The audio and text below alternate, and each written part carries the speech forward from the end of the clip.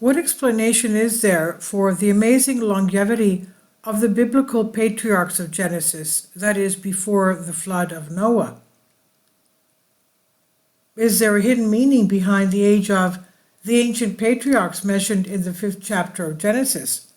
And why do these numbers differ between the Masoretic text and the Septuagint translation? The original text of the Hebrew Bible, which the Christians call the Old Testament, is called the Masoretic, as it appears after the critical work of the Masoretes, hence the Jewish scholars who tried to preserve this text from corruption and edited its translation. These questions had preoccupied the 19th century Swedish author, journalist, and member of Parliament Victor Rydberg in the late 1860s. In 1869, Rydberg had drawn his own conclusions, which were published in Swedish. Rydberg's ideas attracted the interest of Samuel Birch of the British Museum, and a few years later he published an article in the English language Biblical Archaeology, 1877, Volume 5, entitled The Key to the Table of the First Genealogical Patriarch in Genesis. The article claimed that there is a hidden astronomical table after the age of the patriarchs. This table will include the basic numbers of that time, and especially in the archaic Jewish calendar. However, this explanation seemed impossible. A few written texts cannot confirm it. Recent archaeological finds, such as those at the Dead Sea, seem to offer some report and support for Rydberg's thesis. The Dead Sea Scrolls were found at the Qumran caves of the Dead Sea in Israel.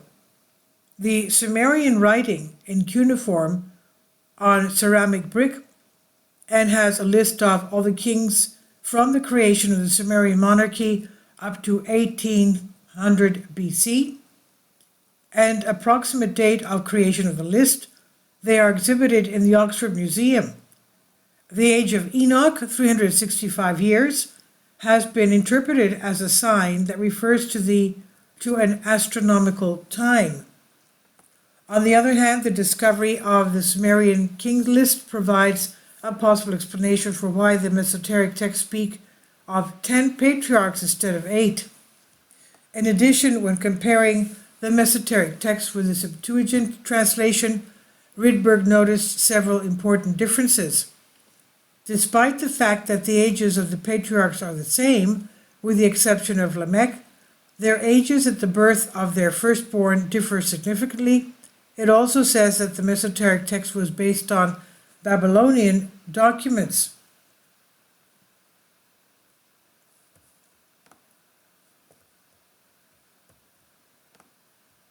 Now, from the table that they have concerning the patriarchs, they start from Adam, and he lived for 930 years. Seth lived for 912 years. Enos lived for 905 years. Canaan lived for 910 years.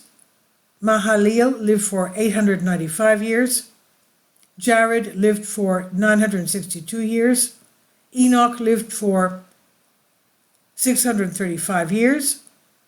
Methuselah lived for 969 years. Lamech lived for 777 years. Noah lived for 950 years. Shem, one of Noah's sons, lived for 600 years, and we see all those ages start falling. The longevity starts falling drastically. Arphaxad lived for 438 years. Salah lived for 433 years. Eber lived for 464 years. Peleg lived for 239 years. Reu lived for 239 years. Serug for 230. Nahor for 148. Terach for 205. And Abraham for 175 years. That's the first 20 generations from Adam to Abraham. And this I've translated from a Greek article for you. Please leave your comments, and thank you for your support. Please support my Patreon account, the daily posts are 5 videos daily, and they are totally different from what I have on my YouTube channel. Thank you so much for your support and that you find all my content so interesting. You'll find the Patreon account details in the description box below.